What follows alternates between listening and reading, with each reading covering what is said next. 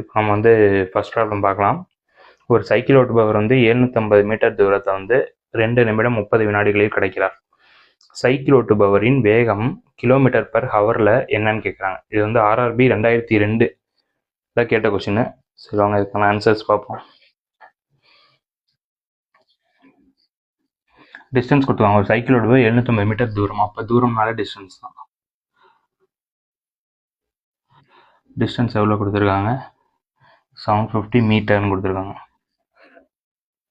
2 நிமிடம் 30 வினாடிகளில் கடக்கிறார். அப்போ டைம் கொடுத்துருக்காங்க 2 minutes 30 seconds. என்ன கேட்குறாங்க? ஸ்பீடு